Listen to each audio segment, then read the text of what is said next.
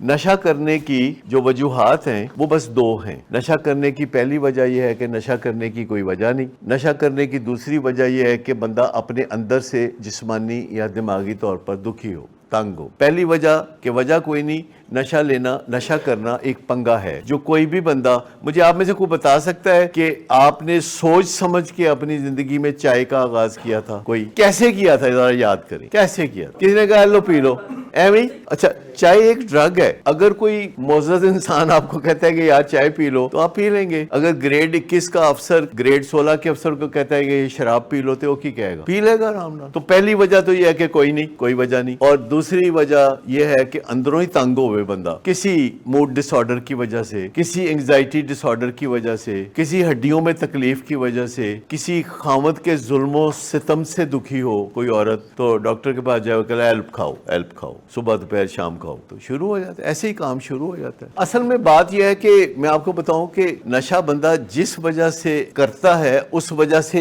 जारी नहीं रखता। जारी वो रखता है नशे के जो फजाइल हैं, फजाइल समझते हैं आप?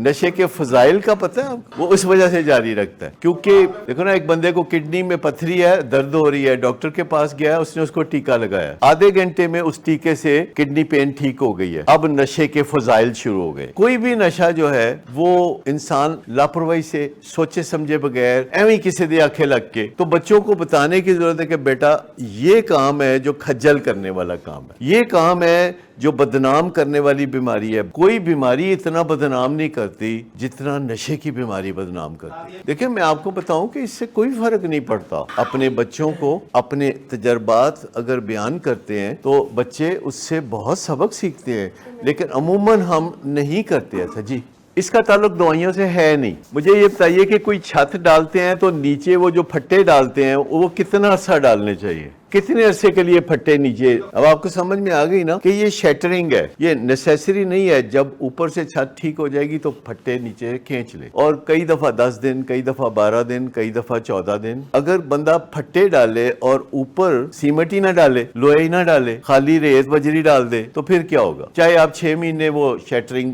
लगा के रखें। दवाइयां जो है ना वो शैटरिंग है। बाइपोलर डिसऑर्डर को बाइपोलर इन ऑर्डर में बदलना है, बाइपोलर इन ऑर्डर में बदलना है। और ये एक लंबी जिद्दोजहद हो सकती है, पर यह तकलीफ दे नहीं है, ये मुसलसल है। तकलीफ दे क्या है? शेम, पल पल तकलीफ है शेम की। I have been suffering from shame all my life and recovering from it as well. I know what shame is all about. Shame एक तसव्वुराती घटियापन है जो बंदा अपने अंदर महसूस करता है, असली नहीं, तसव्वुराती, इसे शेम कहते हैं। अगर कोई बंदा चोरी करता है और उसको शेम होती है तो वो शेम नहीं है। असल बात यह है कि कोई बंदा ठीक ठाक है, दुनिया उसकी तारीफ करती है, दुनिया उसको सराहती है, दुनिया उसके गुण गाती है, पर उसके दिल में वो एक चलता रहता है कि you are not good enough. तकलीफ तो असली है। देखे ना, कोई बंदा डिप्रेशन में है तो आप उसे कहते हैं यार तू बहुत ना शुक्र है, इन्ना तू अमीर आदमी है, तेरे बच्चे ने, तेरी बीवी है, तेरा घर किड्डा सोना, तेरिया गड्डियां किड्डियां सोने, बड़ा तू शुक्र है। ये जो सोच है कि ये जो डिप्रेशन है ये हकीकी नहीं है, क्योंकि सब हकायक बता रहे हैं कि उसे डिप्रेस नहीं होना चाहिए, पर जिस तकलीफ में से वो गुजर रहा है ना, मैं आपको बताऊं वो असली है। हालांकि उसकी जिंदगी में गौर से देखें तो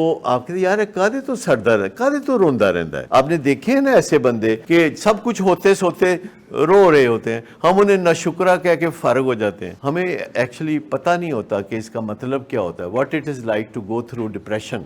इंसान ने अभी समझा नहीं है, इतना कुछ समझने की जरूरत है। ये जो हम यहाँ रोज बातचीत करते हैं ये समझने के लिए करते हैं।